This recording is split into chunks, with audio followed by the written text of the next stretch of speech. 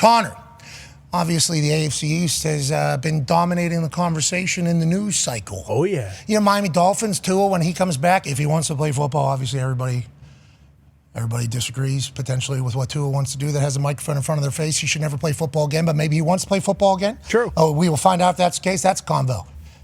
And, Buffalo Bills, what's going on?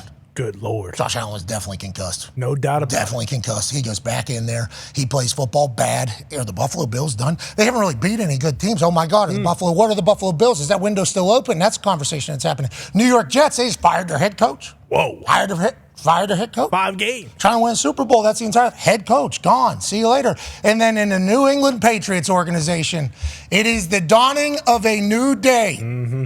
Drake Maye officially named starter. Connor. Hell yeah. Congratulations, pal. I know you're jacked up about it. Yeah, very pumped up. I know Monday I said, look, this season's over. Looking forward to the draft. And lo and behold, that was not true. That was an overreaction. We are not looking forward to the draft. The season starts on Sunday against the Texans. This is incredible news.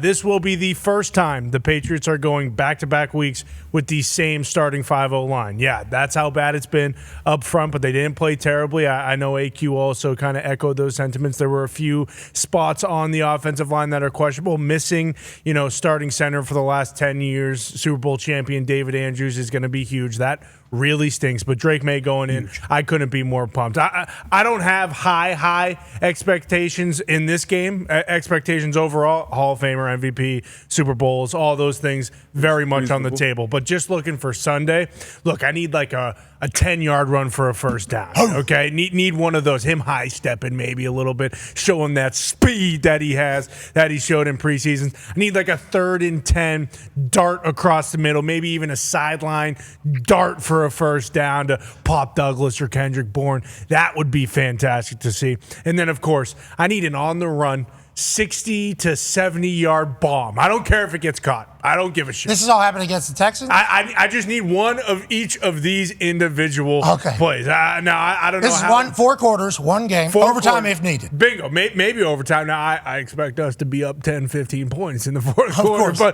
But again, just throughout the game, that's all we're really looking for. Coach Mayo talked about it kind of earlier today at a press conference, and he said, like, hey, this is my decision. He actually got a follow-up there.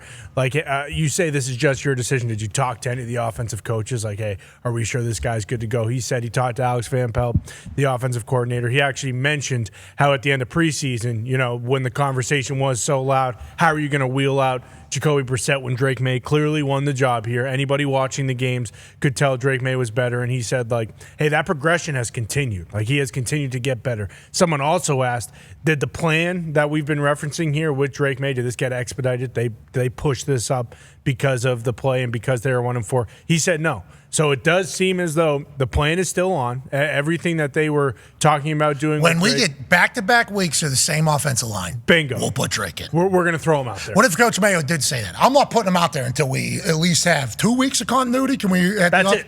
That would be an interesting conversation behind the scenes. Now, you're saying the expectation is, or all you want from him is just, we need 5 highlights against this Houston Texans defense. Rookie quarterbacks, seemingly, D-Butt. Mm-hmm. And we saw this graphic on the internet. It's might take a little bit. Mm-hmm. Might take a couple weeks to kind of learn it. Now, Jaden Daniels, different story. Obviously, he came out of the gate playing fantastic football. But it seems like these rookie quarterbacks that were drafted high, all of a sudden maybe starting to find their way. Is it more the team? Is it more the player? What are your thoughts on that? Some of it is definitely bad opponents, but some of it is definitely building that continuity with the play callers, with the players around him. I know in Caleb Williams' situation, Swift in that run game has gotten going a little bit more. He's been a weapon out of the backfield as a receiver as well. And we're seeing Caleb make those plays that we expected him to make on this level. The things that he was doing at USC, breaking the pocket, making big-time throws. They won a couple games. Jaden Daniels, we know how unbelievable he's been pretty much from the start. He should be right at the top of the MVP conversation.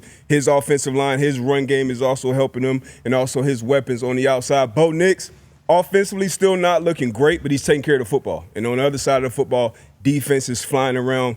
One of the best defenses in the league right now, so he's doing his job. I think they will continue to get better as well with Sean Payton. And then we have Drake Maye. He's coming in, and we can expect him. I expect him at least to struggle early, kind of get his footing, figure things out. Not a great offensive line. We saw Jacoby Brissett running for his life. Hopefully the weapons get going. Young weapons out there, Polk, Javon Baker, once he gets in there doing some things, Pop Douglas. So there are potential weapons. And Drake Maye is dynamic. Coming into the draft, he was probably the biggest, I would say, wild card because he had. When did you say Drake Maye should get drafted? One overall, but that was very. I get caught in the moment. He also said the Browns were going to win the Super Bowl. I didn't say. I was leaning. I said Jerry Jeudy moved the needle for me, but off-season takes. That's not.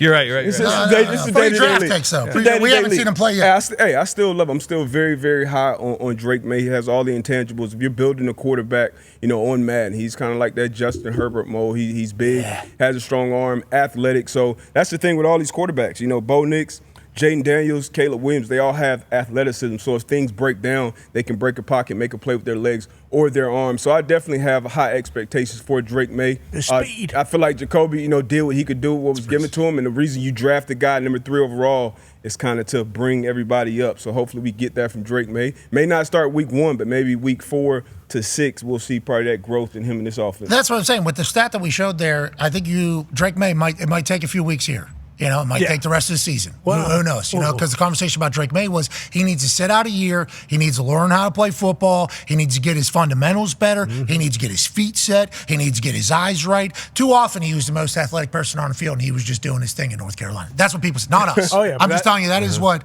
people said at North Carolina. He led North Carolina in rushing and passing one season. I mean, you're talking freak show athlete. Comes from a family of freak athletes. For sure. We are worried.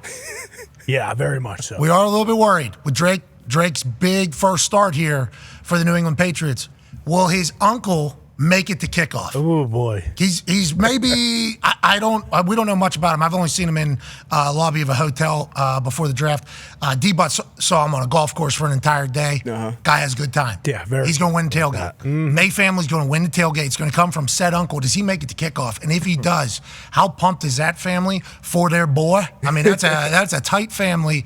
I'm very pumped for all of them, and I'm excited for Patriots fans to have a little bit of hope. Yeah, absolutely. That's what's so exciting now is because it really was doom and gloom on Monday. Like I was not done with the season, but basically done, and now it's a whole new era beginning on Sunday. Hey, Q, what do you think is the hardest thing for those rookie quarterbacks? Why do you think weeks 1 and 2 they're in a bad spot? Just because of speed, everything? What do you think? No, there's so much more on their plate from protections, from the week, from the process, from the game plan, from everything, and that's why I wish he would have had David Andrews, right? Like David Andrews, their longtime great center, goes out last week. Nick Leverett moves in. Nick's a vet. Nick was down in Tampa Bay my last year playing, so he's been in the league a little bit, learned, got to see Tom Brady a little bit. So now all of that is going to be on him, you would think, right? Like you want to take a little bit off of a rookie quarterback from a protection standpoint, from flipping the protection, from fixing protections, from all that stuff, and just kind of let him play ball. When you have David Andrews, you can do that. Yeah, David Andrews, obviously around long time.